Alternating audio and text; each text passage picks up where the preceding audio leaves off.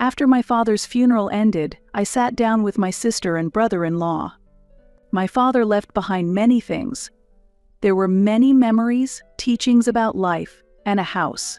My sister confidently declared, "The will states so, but all of Dad's assets will be inherited by me. Normally, the assets are passed on to the children first. There's no way all the assets should be yours alone. However, the will specifies that all the assets should go to me. I'm afraid you can't change that. Unlike us, you are single and working. We need to support our family. We need the money." No matter what I said, my sister and her husband seemed unconvinced, insisting that they should inherit the assets. Moreover, she boldly stated, "We even have a lawyer." I was not obsessed with the inheritance, but I couldn't forgive my sister's previous attitude towards our father. That's why I wanted to honor my father's will and not hand over the assets. Unfortunately, the right of inheritance belongs to Jennifer. Suddenly, a man appeared and revealed this shocking fact.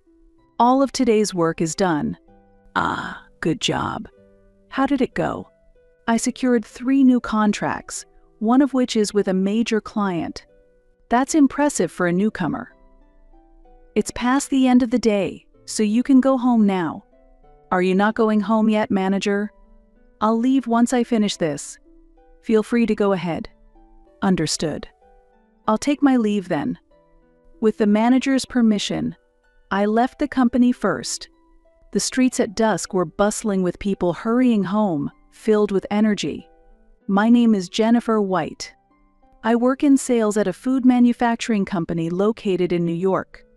Being a newcomer, every day is a continuous learning experience, and work is incredibly busy. I usually have to work overtime, but today, luckily, I was able to leave early. As I headed towards the station, I remembered that I needed to do some shopping at the supermarket. Recalling my home's refrigerator, I remembered it was almost empty. I commute by train from my office to my home, which is quite a distance, but I've completely gotten used to the commute. I buy groceries at a supermarket on the way, and accomplish today's goal. Especially since fish was cheap today, I've decided on grilled fish for dinner.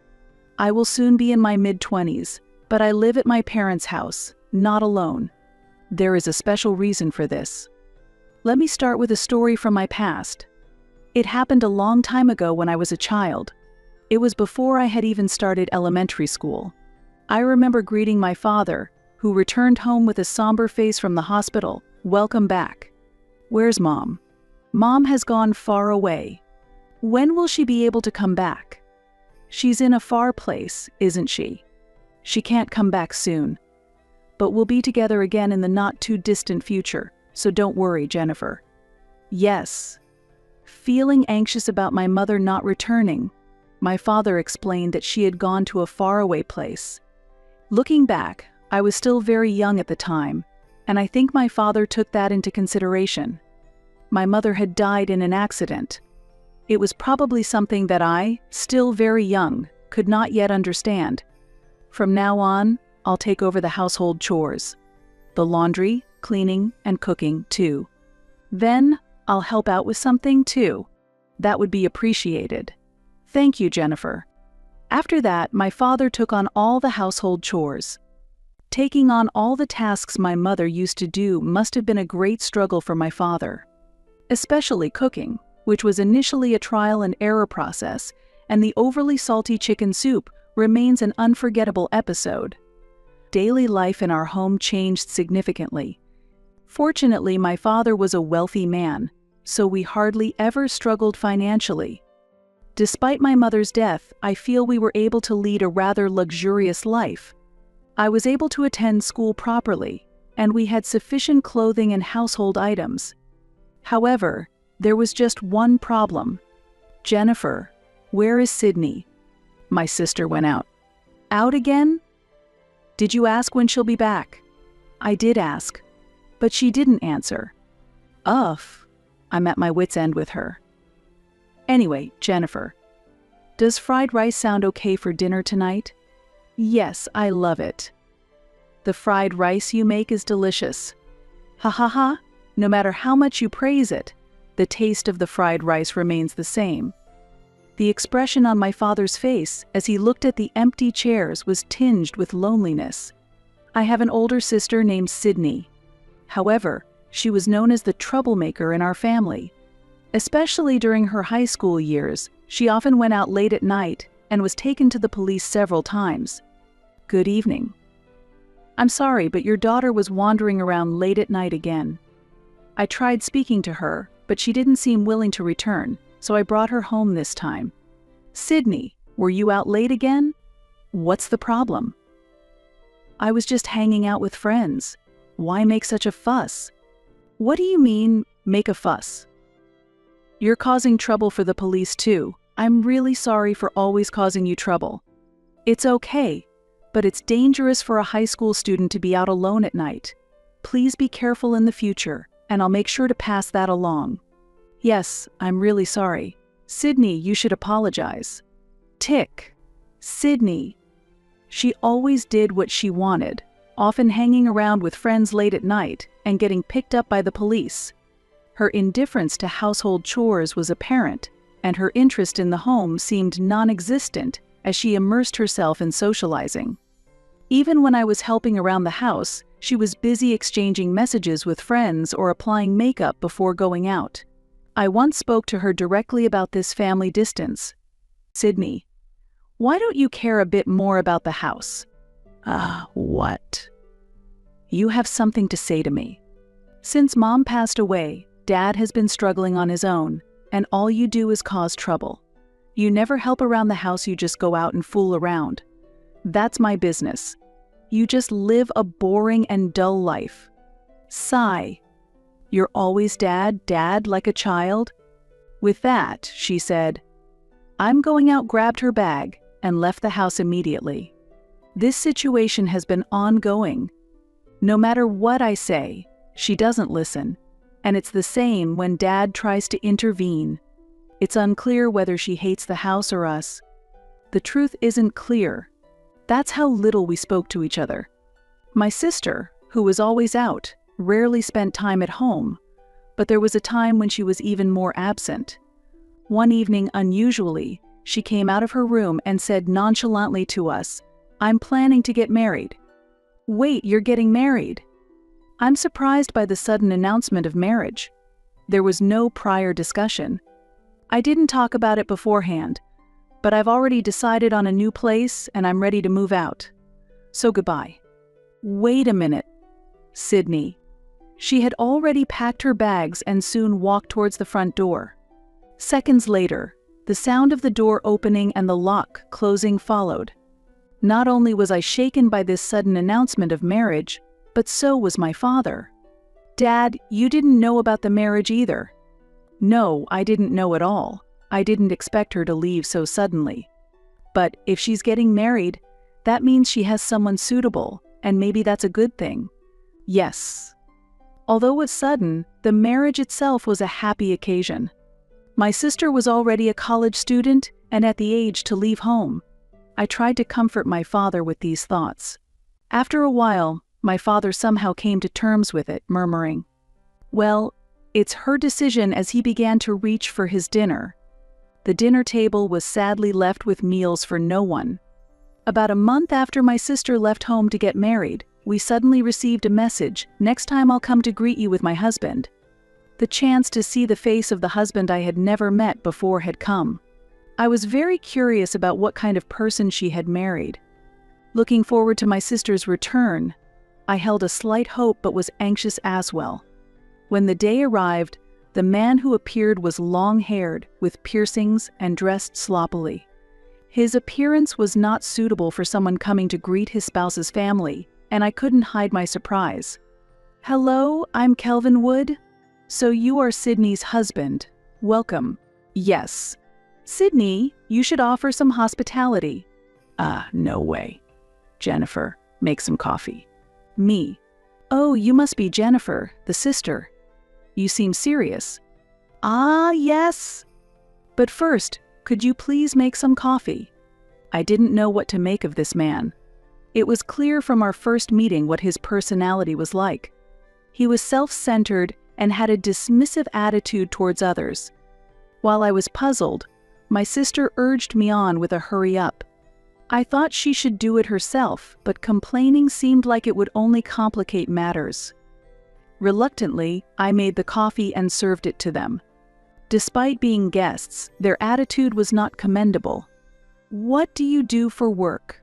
"Oh, I work at a casino." "A casino, huh? I wonder if you can make a decent living with that." "What, do you look down on regular people because you think you're rich?" "No, that's not what I meant. We live just fine. You don't need to worry about our earnings or job." Well, Kelvin is working hard, and Dad's comment was a bit inappropriate. "Sorry, my bad." It's natural for a parent to have financial concerns about who their daughter marries. Despite this, their lackadaisical attitude was frustrating to witness. Initially, I was anxious about my sister marrying such a person, but now that feeling has started to fade. Perhaps like attracts like. It was a year after my sister's wedding that my father began to change. "Oh, not again. What's wrong?" "Lately, I've been having frequent dizzy spells. Maybe you should take a break." "Yeah, I will. Sorry for the interruption with the housework." "It's fine. I'll take care of the remaining laundry." At first, it was just dizzy spells and headaches, but the days without energy increased. It seemed that a little rest would help him recover, and he would act as usual afterward, but the concerning symptoms continued. Additionally, his appetite had decreased compared to before. "Father, are you really okay?" "Yes." "Don't push yourself. You should really go to the hospital. It's not a big problem." "You worry too much, Father." Despite my concerns, he showed a smile, but his cheeks were sunken compared to before, and his complexion was clearly worse. He began to forget things more often and would frequently sit quietly in a chair. Then, the inevitable moment arrived. Father, have you woken up?" "Where am I?" "You're in the hospital. You collapsed." "I collapsed." "I see. It seems that stress and overwork are to blame. You'll stay in the hospital for a few days, and if your condition stabilizes, you can be discharged." It was clear that Father had been overexerting himself. He had taken on raising the two of us and all the household chores by himself. Not just that. There was also the issue with my sister. He must have been carrying a significant amount of stress internally. "Sorry, Jennifer. I've caused such a hassle." "Don't worry, Dad. You've always done so much for us. But you'll soon graduate from university and start working. And here I am, collapsing at such a time. Then take it easy, get better soon. That will balance things out." "All right, thank you." 1 week later. Although Father was discharged from the hospital, he was visibly more worn out and less energetic than before. He was allowed to leave the hospital, but his body had not fully recovered, and it seemed that he needed care. Therefore, I decided to give up moving out and dedicate myself to caring for my father. "No, you don't have to do that. We can hire a caregiver, so don't worry. Please let me do this much. It's a way of saying thank you for everything up till now. Jennifer, you've always taken care of me. Even though I've caused financial and other troubles, I don't want to feel like I can't give something back. My father always did his utmost to raise me. I remember when I was in high school, I said to him, 'Hey Dad, there's a university I want to go to.' 'A university, huh?' 'Yeah. But it costs a lot to go to university, so I was thinking of starting a part-time job to save up for my education.' 'Oh? Which university are you considering?' 'This one. The economics department is highly regarded, and the employment rate is very good. I think it's great because it'll help me to understand the world better.' 'I see. Then, I'll figure out the finances.' No, I was planning to work part-time because it's expensive. When you've decided on your future and chosen your path, as a parent, it's only natural to support that dream. Dad, don't worry about the money. We have enough funds at home to support your future." Thank you. Just make sure to study hard. Don't worry, I will. The cost of going to a university was considerable. Furthermore, since my sister was also attending university, the financial burden was double, which was a significant strain. That's why I had planned to start a part-time job, but Father accepted my proposal and agreed to cover all the university expenses. While attending university, I also worked part-time, trying to repay him in some way. However, Father never accepted any money from me. That money you earned should be used for yourself. But let me at least contribute a little to the university expenses. Don't worry about it. Use that money for job hunting expenses instead, like buying nice clothes, which can be quite expensive. All right. Thank you. No matter what, Father refused to take the money. Amidst all this, I focused on my studies and eventually secured a job in sales at a food manufacturer in New York. I am where I am today because of my father. That's why I see the care I provide now as a natural way to repay him. Caring for him is harder than raising children. Father, dinner's ready. Would you like to eat? Yes, I'll eat. Be careful, it's hot. Just eat as much as you can handle. Thank you. While I dedicated myself to caregiving at home, my sister had not shown her face at home since our father fell ill. I contacted her immediately when Father collapsed, but her response was dispassionately cold. Oh, really? Father has collapsed. Don't you worry. He got what he deserved. He moved around on his own and collapsed on his own. I'm not going to take care of him. Don't contact me about such things. Bye. Sydney. The call suddenly ended, and I was at a loss for words. There was no sense of gratitude for the father who had raised her. Since my sister was not involved, her husband, Kelvin, also stayed out of the caregiving. As a result, I ended up taking on all the caregiving responsibilities alone. While continuing the long commute to my workplace, I cared for my father, which was the reason I stayed at home. A year passed, and despite my efforts in caregiving, my father passed away.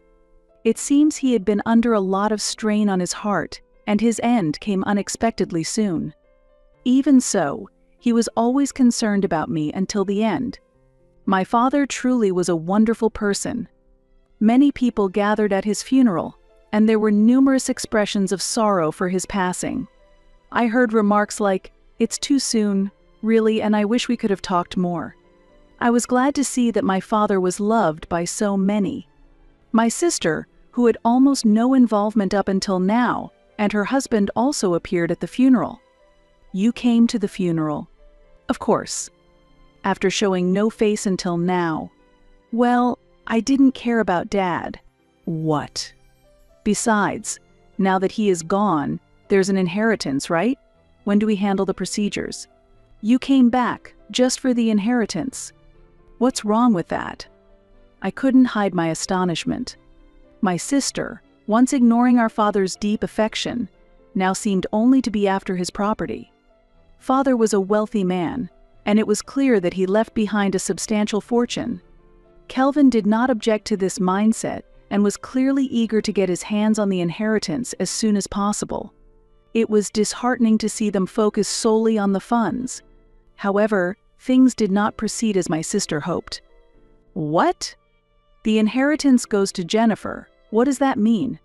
It appears that your father had decided to leave all his estate to Jennifer.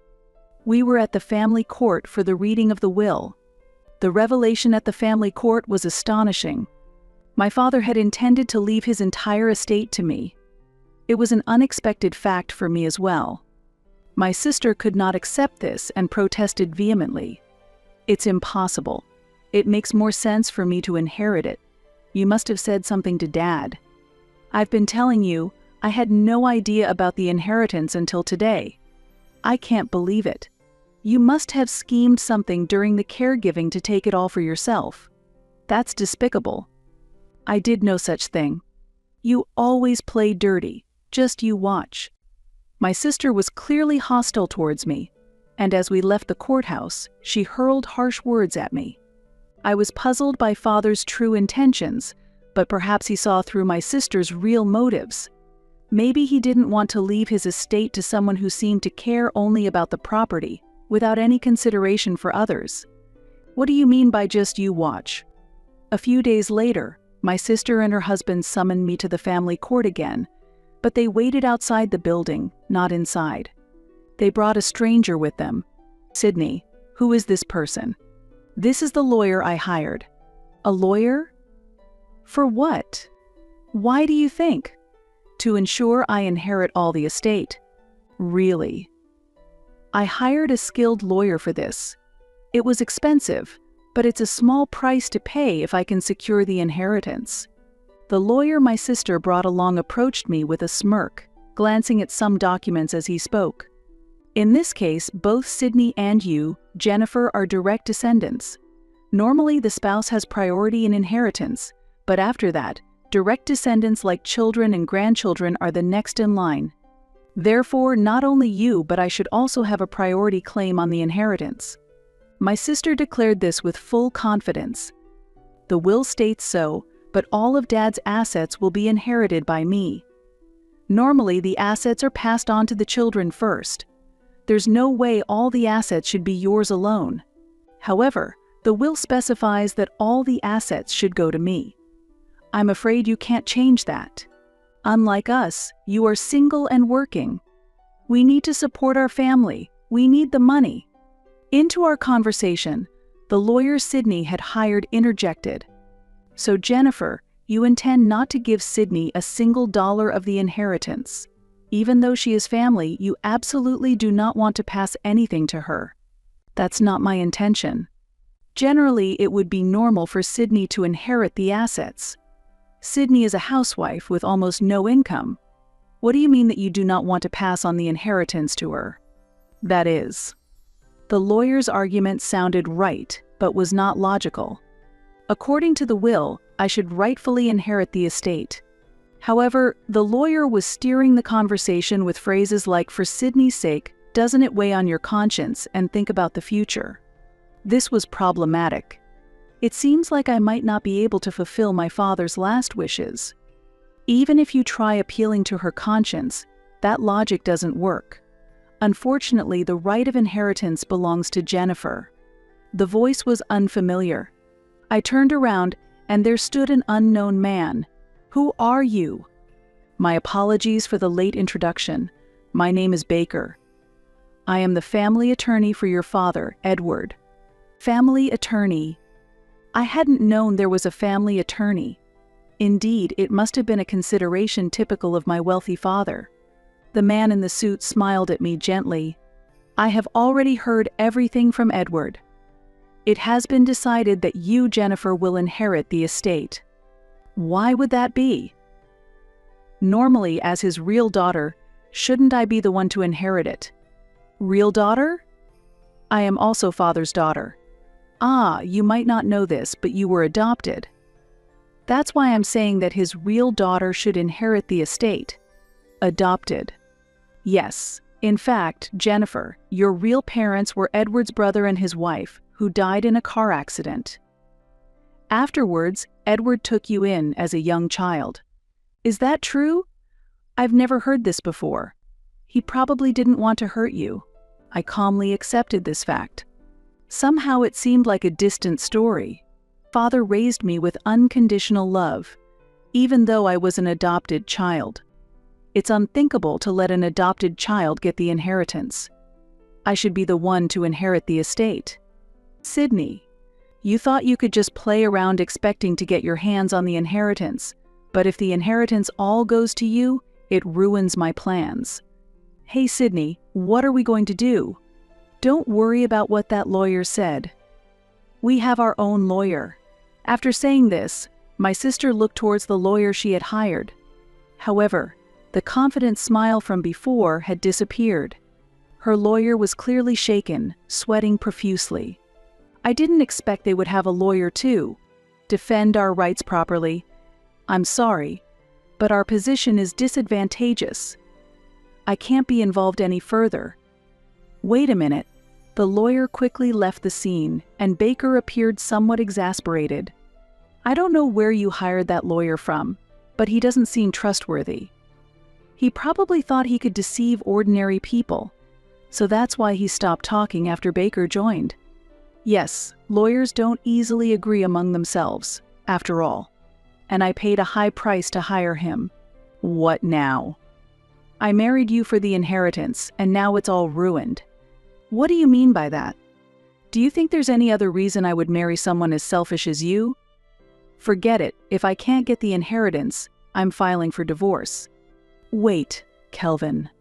This turn of events was unexpected. I never imagined that even my sister's husband was after the inheritance. Likely, my sister had always boasted about our father's substantial wealth in public, flaunting it to attract attention. As a result, she ended up marrying a man who was drawn to the prospect of that wealth. However, once it became clear that there was no hope of him getting the inheritance, he vanished without warning.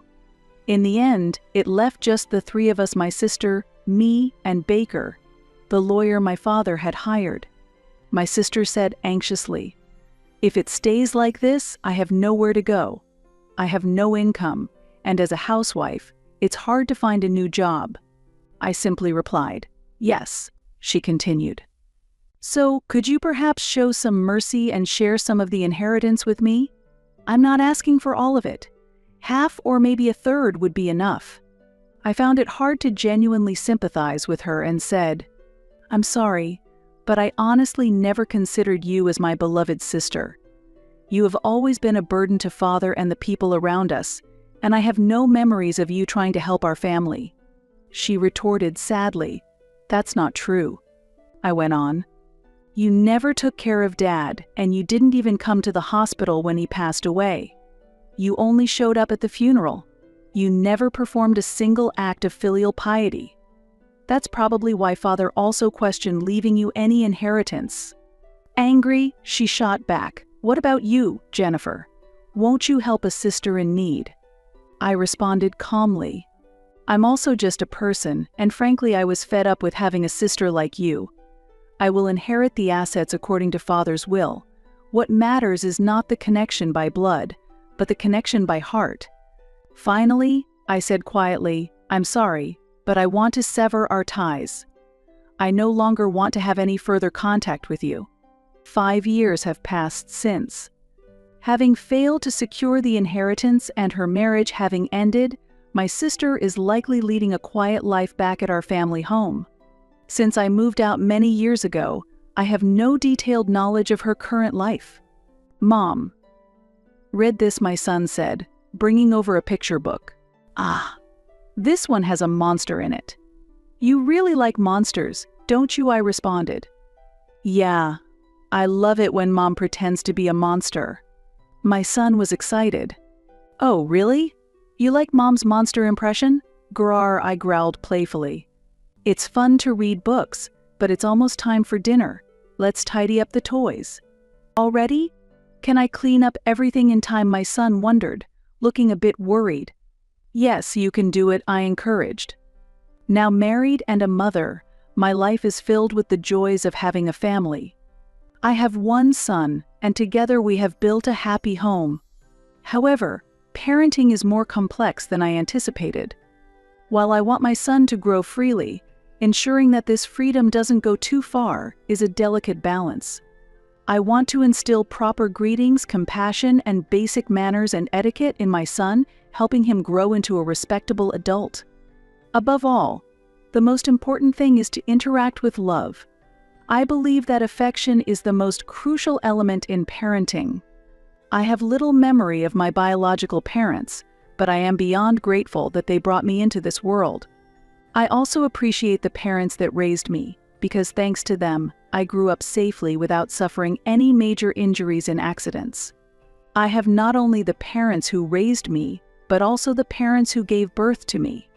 Being able to feel this happiness is undoubtedly due to the love and care I received as I grew up.